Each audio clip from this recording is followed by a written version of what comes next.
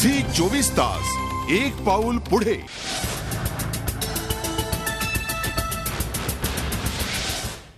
बातमीपत्रामध्ये स्वागत। चांगल्या आणि चकचकीत रस्त्यांसाठी प्रसिद्ध असलेल्या नागपूर शहरात रस्त्यांची वाताहत झालेली आहे। शहरातल्या 3 मुख्य रस्त्यांवर खड्ड्यांचं साम्राज्य आहे। पण त्याहून मोठं दुःख हे की पालिकेला हे खड्डे बुजवण्यासाठी फार उशिरानं जाग आली आहे। येत्या 7 दिवसांमध्ये हे खड्डे बुजवू असं पालिकेनं म्हटलंय। इथल्या 3 मुख्य रस्त्यांच्या दैनावस्थेचा आढावा घेतला आमचे प्रतिनिधी अखिलेश हळवे यांनी।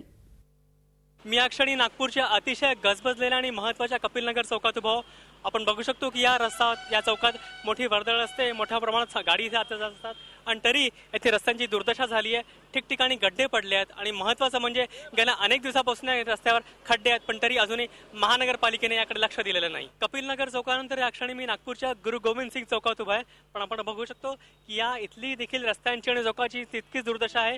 ठिकठिकाणी खड्डे पडले आहेत आणि महत्त्वाचं म्हणजे यासंबंधी येथील नागरिकांनी महानगरपालिकेकडे तक्रार केली होती, पण अजूनही त्याचं काही झालं नाही।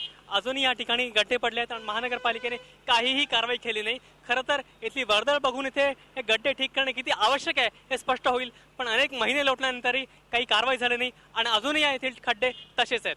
कपिलनगर चौक, गुरु गोविंद सिंग चौक, आता पंचशील चौक बदलले असेल तरी रस्त्यांची परिस्थिती मात्र बदलली नाही।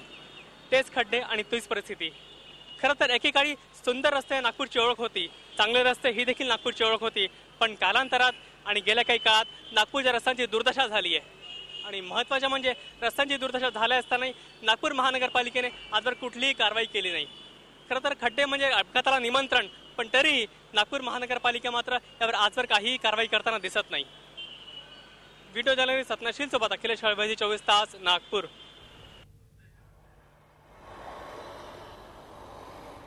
झी 24 तास एक पाऊल पुढे।